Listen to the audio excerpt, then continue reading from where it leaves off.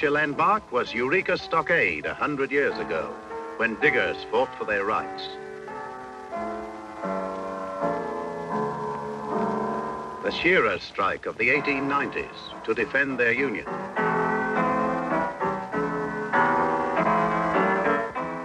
The great general strike of 1917 will never be forgotten by Australian trade unionists.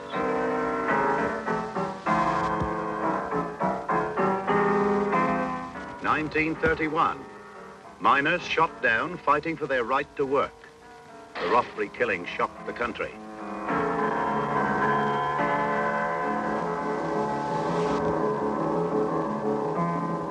When Waterside workers stood against fascist aggression, and when they stood by the Indonesian people's fight for peace and independence, the force of Australian labour events was felt in other parts of the world. These are landmarks in labour history.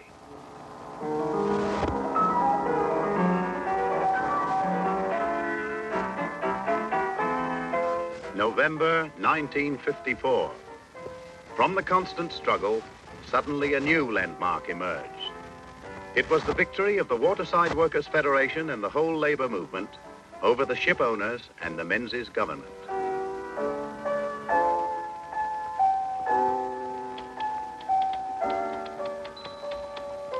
Jim Healy, Secretary of the Waterside Workers' Federation. In 1954, the overseas and Australian shipping companies secretly got together with the Menzies government. Proof of this conspiracy is contained in this letter from an overseas shipping company to its Australian representative. The object of the conspiracy was clear. They planned to isolate the Federation from the rest of the trade unions, deprive it of public sympathy, and finally, to smash the Federation. The idea was to deal with the unions one by one and to make a start on one of the most active and successful. What was it that made the owners think this was a good time to attack our union? Well, now, their plan was to attack the union by trying to deprive it of one of its most cherished rights, held since 1876, the right to recruit the labour to the waterfront industry, a right held by all maritime unions.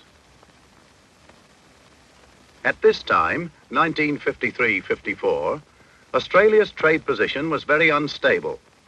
Short-lived booms were always followed by slumps and unemployment on the waterfront.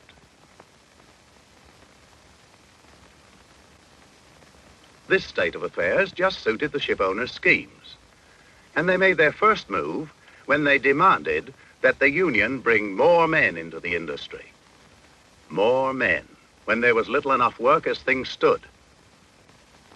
The union knew if ship owners had their way, they'd flood the waterfront with surplus labor. They knew that if this happened, the next slump would cause great unemployment on the waterfront.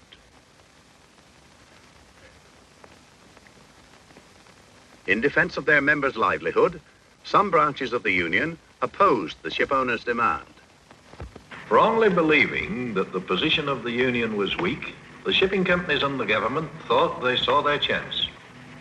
A chance to gain the support of other trade unions and to begin their planned attack on the wharfies.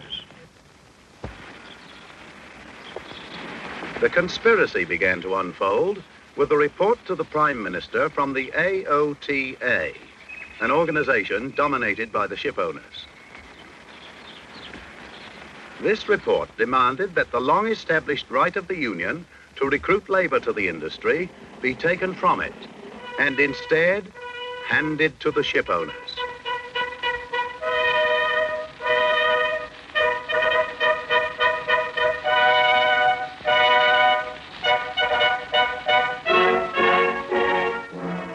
The ship owners' friends in Parliament, people like Osborne, Wentworth, Gullett and Opperman, supported by Bland, Secretary to the Department of Labour, knew what they had to do. They pressed for the ship owners' demands to be made law.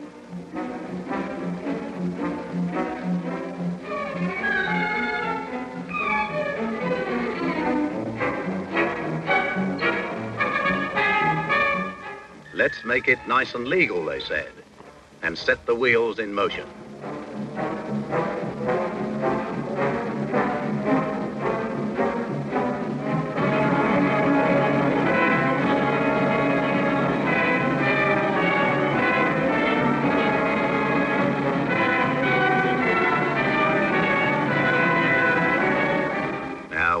wharfies have long memories, and they haven't forgotten the abuse and victimization when the ship owners controlled the labor once before.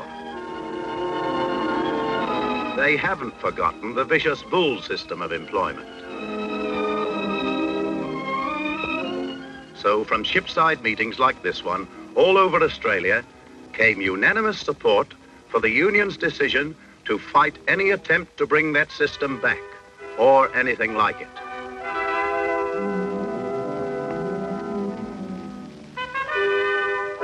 But would they fight alone, as the ship owners and government planned? A great deal depended on the decision of the Australian Council of Trade Unions, when the Waterside workers' leaders met with Mr. Albert Monk and other representatives to consider this threat to the union's rights. The Council of Trade Unions represents a lot of Australian workers. 150,000 iron workers and other metal trade workers. 120,000 transport workers. 4,000 seamen. 25,000 miners. 130,000 building workers, and thousands more. A total of over 1 million. The government must have got a nasty shock when, instead of the unions being divided, the council saw through their schemes, saw that the attack on the Watersiders was an attack on the whole labor movement, saw that every other union was in danger.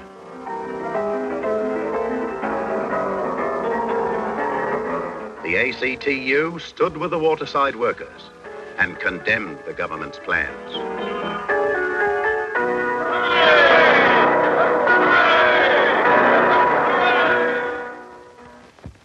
A setback for the ship owners, but they didn't give up. They used their influence in Canberra to force the bill through Parliament.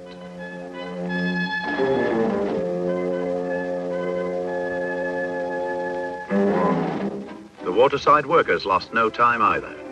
They sent their own deputations to Parliament House. The two main working-class political parties, representing over half the voters in Australia, came out wholeheartedly against the bill and supported the Waterside workers' cause. The Communist Party saw that Australian democratic rights were in danger unless this attack on the unions was defeated. They called on all workers to defend those rights. To the very last, the Labour Party warned the Menzies government of the serious consequences if the bill was made law. The leader of the party, Dr. Evatt, said in Parliament that the legislation was a disgraceful attempt by the monopolies to further their own wretched interests, was unjust and wrong in principle, and was bound to provoke disputes not only on the waterfront, but throughout the whole of the working unions in Australia. But the government refused to listen. They brushed aside the warnings.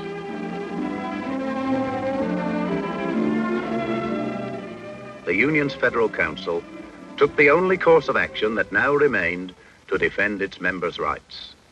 They called out the men. 8 a.m. November the 4th. Every seaport in Australia stopped work in protest against the bill.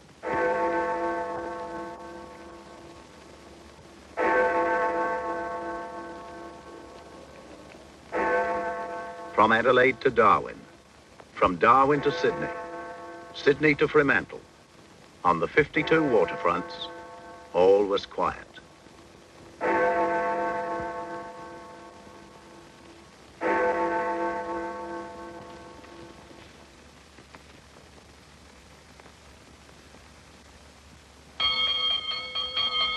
But at the union centres in every port was beginning one of the most determined campaigns in the history of the trade unions. Wharfies came in their thousands, ready to lend a hand. Committees were needed: finance, publicity, and welfare committees. For every man needed, 100 volunteered.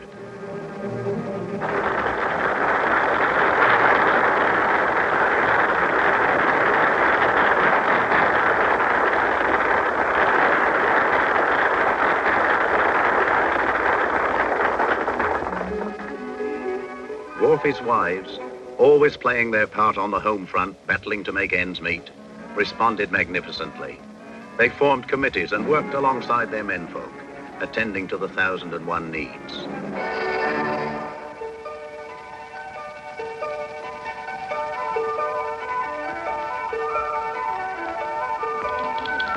The publicity group got busy.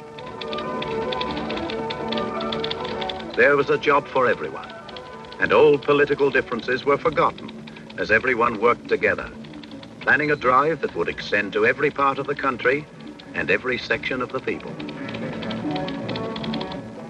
Speakers went to the powerhouses, to the abattoirs,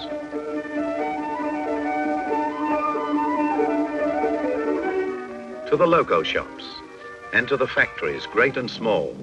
And they told the other workers about the conspiracy and how their unions and conditions were in danger too.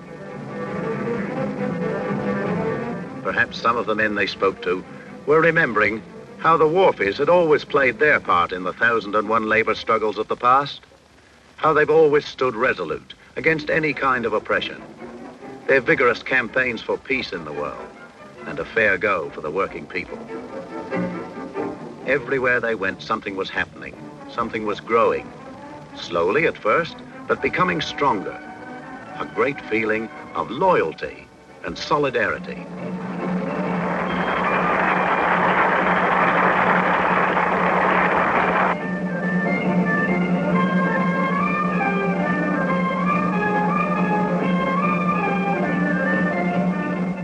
From many seaports, wharfies went to the country districts and put their point of view to the workers on the land.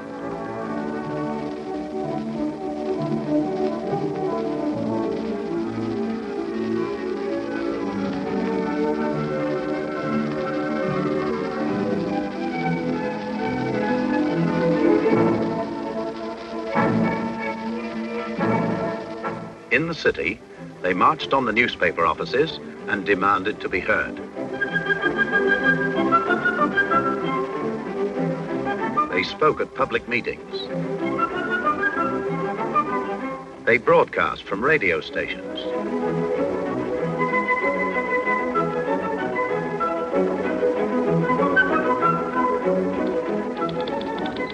They used every means they knew to put their case before the people. They designed and printed thousands of leaflets and handed them out to the workers in the industries and to the people in the streets.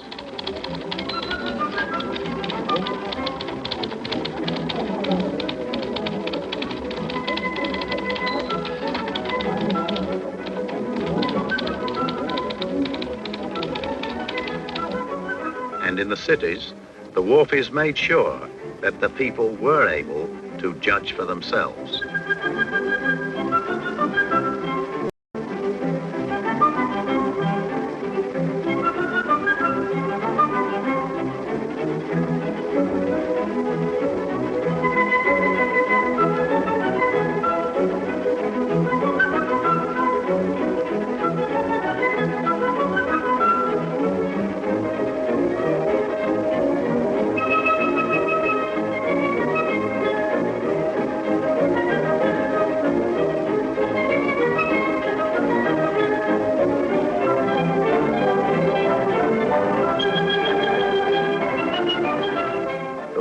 Went down to the ships to put their case to the seamen and found the wharves locked against them.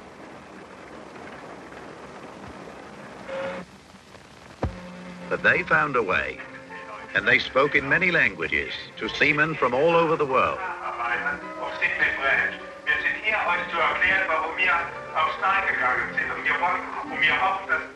We're on strike to prevent the government and the ship owners from smashing our union.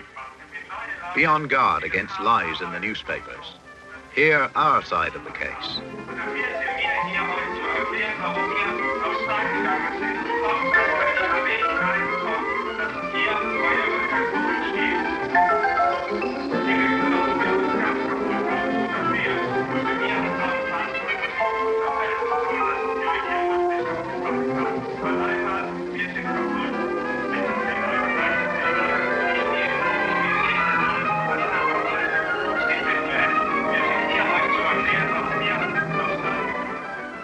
here, as in the cities and in the country, they found the same feeling, growing stronger and stronger now, a great feeling of solidarity and unity.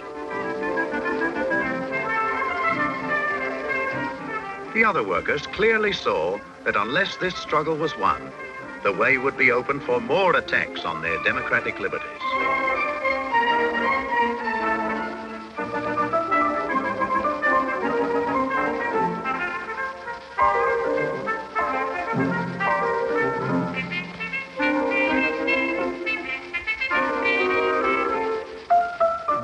Ordinary, decent people everywhere rallied to defend the Waterside workers.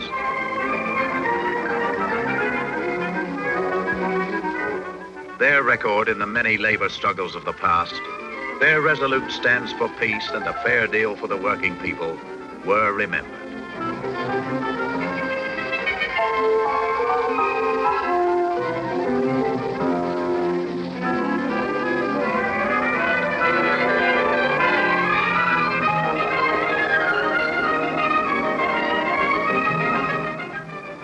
Went round all over the country, and gifts of money and food and pledges of support from everywhere kept the committees busy.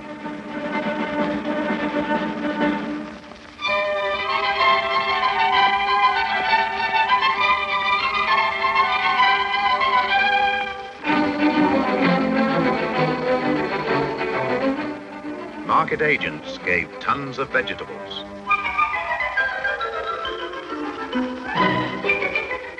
Workers in dozens of industries sent their hard-earned cash. White Bay powerhouse employees gave financial support. Seamen gave outstanding support.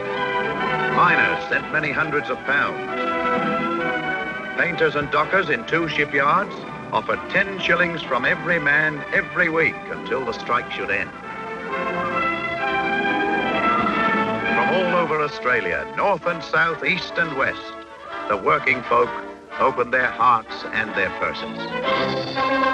Hundreds of telegrams set the lines humming. North Coast Labour Council have protested to Prime Minister. Marinda Meat Union, we pledge our full support. Brisbane Tramway Union, full support. Victorian Builders Union, we're with you, Wharfies. Canadian West Coast Seamen's Union, Free Trade Unions Germany, solid support in your just fight. Queensland Boilermakers pledge full support to the Watersiders. Queensland Cane Cutters, you can count on us, mates. From seamen on scores of ships, the Enfield, Tooree, Talloon, Iron Yampi, Iron Prince, Bulwarra, Karkula, Waitomo, Wanganella, and still they came from all over Australia.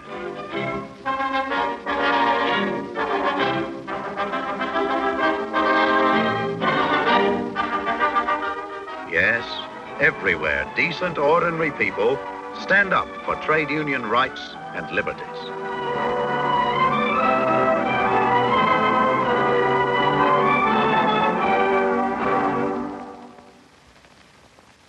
On November the 8th, the bill was hurriedly signed and sealed. Now, the law of the land is no light matter. Once a law is passed, the full powers of the state may be used to enforce it. But there are good laws and there are bad laws. More than 1 million Australian workers had decided this was a bad law and an unjust law because it was inspired not by the public welfare, but by the ship owners in their own selfish interests. And the country knew that this was so. It was the next meeting of the Australian Council of Trade Unions that dealt the final blow to the conspiracy. In their historic resolution, the ACTU called on all members not to apply to the ship owners under the new conditions. Anyone who did so, they said, would be regarded as an industrial renegade. Confident that the powerful solidarity of all the workers would ensure that there were no applicants, they recommended a return to work. There were no industrial renegades. The ship owners got no applicants. The reaction of the ship owners and the government isn't hard to imagine. Unable to break the union or the men, Each blamed the other.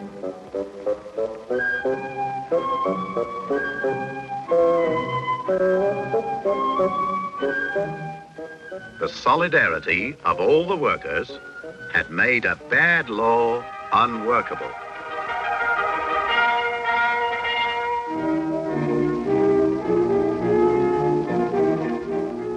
So it was back to work.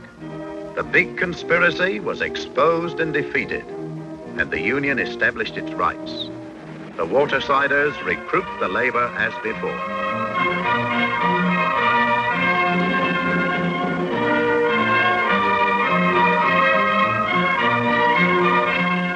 When workers fight together, it always works out this way, and it always will.